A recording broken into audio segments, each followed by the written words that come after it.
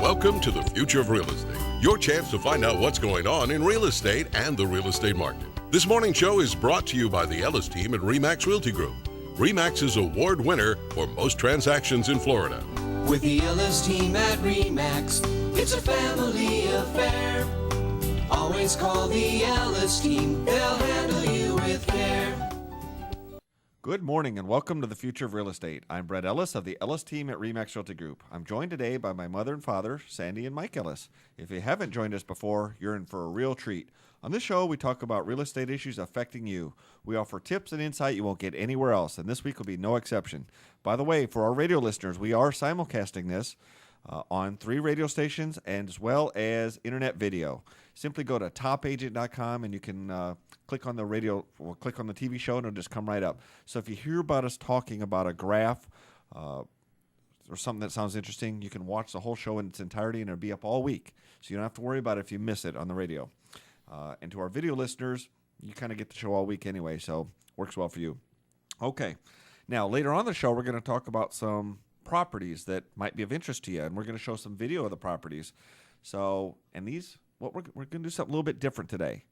We're going to show you some of our upcoming foreclosures. Now, we don't have prices yet from the bank, but we're going to show you some of the inside video, inside of the pictures that nobody has seen yet. Only we've been inside these properties, and then when the bank gives us the listing, we've already got the pre-listing, but the bank will give us the actual listing, and then they hit the market. You guys are going to find out about them first on this show, and they could hit the market in the next week. It might be in the next 3 weeks, but they're definitely coming to the market. And it's at that point in time that we actually get the price too, right? So we'll get the price, we'll get everything. Now, excuse me, if one of these sounds interesting, probably what we ought to do is talk to you, because if you're going to get a mortgage, we need to have your pre-approval letter in with your offer. If you're a cash buyer, we have to verify the funds to close. We could get that all lined up, and or if you're working with an agent, same thing. But we want to have that all lined up, because if you want the property, a lot of these things only last a matter of hours. Sometimes they last a day or 2 or 3. Occasionally, you might get one that lasts a week or 2, but for the most part, they go pretty quickly. sounds good, Brett. Now, we had an article in today's news press, and Good article, by the way. did you like it? Yeah, I did. I thought that was well done. Okay, well, good. Explains it pretty well. Well, why don't we kind of show our viewers a little bit what the article looks like, and the gist of it is the insight. You know, we do a lot of short sales. We handle a lot of distressed properties. Oh, absolutely, yeah. But a lot of times, sellers hire agents or buyers work with agents, and they don't know all the questions to ask because it's a complicated process. What we want to do is share with you some of the insider stuff, the stuff you might need to know, pay attention to. That's a really good idea, yeah. Yeah, because there's a lot of great buyer agents, but sometimes they're hesitant to show some of the short sale properties for a variety of reasons. And let's get into some of those reasons. Yeah. And that's very true. I mean, there's a fear out there because some of them have gotten burned on them. Sometimes it may not have been their issue at all. Maybe it was because the property was listed too low from the start. So you see this great property listed. Let's tell you what, before we get into the actual tips, let's frame this whole conversation. Dave, can we go to the chart where we show exactly what's going on in terms of our market right now, so people get a perspective here? Okay, so what we've got on the screen here is a chart, and it shows the total listings in Cape Coral, the total listings in Lehigh, the total listings in Fort Myers, and then all of Lee County. Now, Lee County has just a little over 12,000 listings, to put this in perspective. I think Cape Coral is around 3,800 listings, okay? But the important thing to pay attention to on this chart here is, of all the listings in Cape Coral, 53% are short sale listings. 53%. Lehigh Acres, it's even higher. It's 55%. Now, Fort Myers hasn't been hit as hard with the distressed sales, so it's only 35%. And county-wide, it's about 40%. So Those are big numbers, though. yeah, Huge. Now, more foreclosures actually sell than short sales. Short sales are about ballparkish 50 to 60% of the foreclosures, depending on where you are. So if, say, you have 1,000 foreclosure sales, you might have 500 short sales. Okay, now we don't have 1,000 sales, foreclosure sales, but if you did, it'd be about 500 short sales.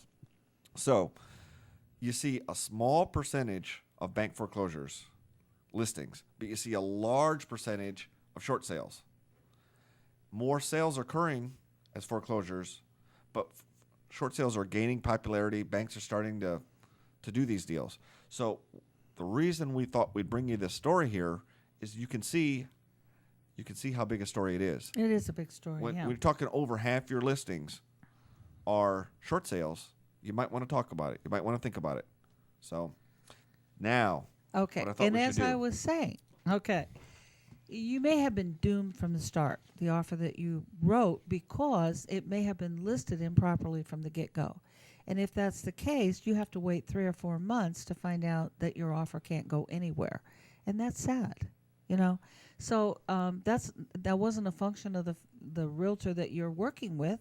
All they had was what the price was, and it looked like a good deal, obviously. So everybody wants to grab it up, but it's a kind of a no-win situation. The bank isn't going to accept it, so you're just sitting there hopeful for 3 months. So that agent is frustrated too, and they get to the point where they don't really want to do these short sales because maybe they've had a whole series of bad experiences, has nothing to do with them.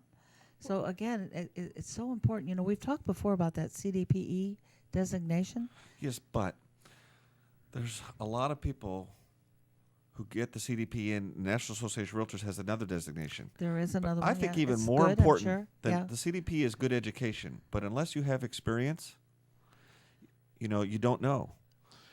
This whole procedure starts with the listing agent and the seller. It has to be listed as a proper short sale, and there's a lot involved in that. A seller just can't call up an agent and say list it as a short sale because I don't care what happens. It's a short sale anyway. I'm getting no money out of it. So they'll just call someone and list it. It was not properly listed to begin with. So when a buyer agent presents an offer, it's doomed, like we talked before. It's doomed right out of the chute. Well, So things have to be done properly on the listing, and then buyer Also- agents can go forward with the offers and try to accomplish some things. here's my personal opinion, and I know we're going to get into more of these tips. I think a lot of listing agents should stay away from short sales. And I don't say this with any ulterior motives because we can only handle so many short sale listings. We're not looking to list the world. We're not No, looking not to at list all. the county. No. But to further the industry and whatnot, I think a lot of listing agents who have never handled a short sale shouldn't, if they don't really know what they're doing and not be committed to what they're doing, because they're putting their sellers in jeopardy and they're giving the whole industry kind of a bad name in terms of that's why buyer agents don't want to show these properties. But there's tools out there for them. They actually can go out and get the education. It only takes a few days of study. Some of it's pretty intense. And then you're right, you have to have experience. But first and foremost, the seller has to qualify to be a short sale. And some of the buyer specialists or buyer people that are out working there don't even understand or think they don't need to even understand the seller qualifications.